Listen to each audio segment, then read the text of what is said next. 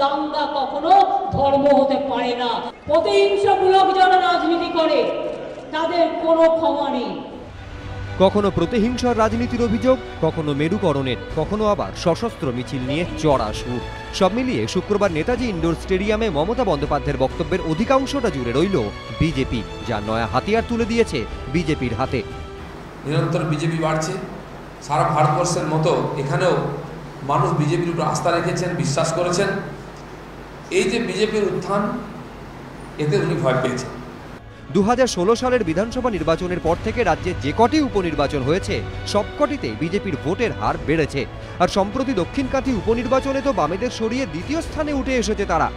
রাজনৈতিক পর্যবেক্ষকদের একাংশের মতে বিজেপি যে বাম শিবিরে ভাঙন ধরিয়ে নিজেদের শক্তি বৃদ্ধি করেছে তা কার্যত স্পষ্ট ভোটের ফলাফলে।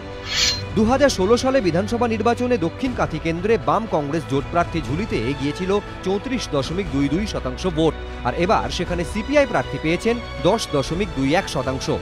অর্থাৎ ধরে নেওয়া যায় বামেদের ভোট কমেছে প্রায় 24%। অন্যদিকে বিজেপির ভোট বেড়েছে প্রায় 22% আর তৃণমূলের 2%-এর কিছু বেশি। অর্থাৎ পরিষ্কার বামেদের সিংহভাগ ভোটই চলে গিয়েছে বিজেপির দিকে। এই প্রবণতা রুখতেই এদিন মমতা বন্দ্যোপাধ্যায় বামেদের ভোট নিজেদের দিকে টানতে সচেষ্ট হতে দলীয় নেতাদের বার্তা দিয়েছেন। আপনাদের তৃণমূল স্তরে যেতে হবে, কর্মীদের সাথে মিশতে হবে। যে কর্মীরা আমার বসে আছে এখানে ওখানে, সিপিএম এর কর্মীরা যদি কেউ থাকে ভালো, নিজেরা নিজেদের সাথে বুঝিয়ে বাজিয়ে নিয়ে নিন, বিজেপির সাথে যাতে না দেয় লক্ষ্য রাখুন। সিপিএম বিজেপি আঁতাতের অভিযোগেও ফের সরব হন তৃণমূল নেত্রী। বিজেপির কোলে সিপিএম দোলে, সিপিএম এর কোলে বিজেপি দোলে, এটা পলিটিক্যাল পার্টি, সবাই জানে। আগে রাম পিছিয়ে বাম, দিল্লি থেকে এলো রাম, সাথে এসে জুটলো বাম। পাল্টা ফিশ ফ্রাই রাজনীতির প্রসঙ্গ টেনে মমতাকে খোঁচা দিয়েছে বিজেপি। কে কার সঙ্গে জুটেছে ওনার কথা থেকে আমরা বুঝতে পারছি। কখনো উনি সিপিএম এর লিডারদেরকে অফিসে ডেকে মাছ ভাজা খাওয়ান, ফিশ ফ্রাই ডিপ্লোমেসি। কখনো তাদের যে দল দুর্বল হয়ে যাচ্ছে তাদের চিন্তা প্রকাশ করছেন, তাদেরকে তৈরি হতে বলছেন। সিপিএম কংগ্রেস অবশ্যই তরজায় গুরুত্ব দিতে নারাজ। তাদের দাবি তলে তলে তৃণমূল বিজেপির আঁতাত স্পষ্ট।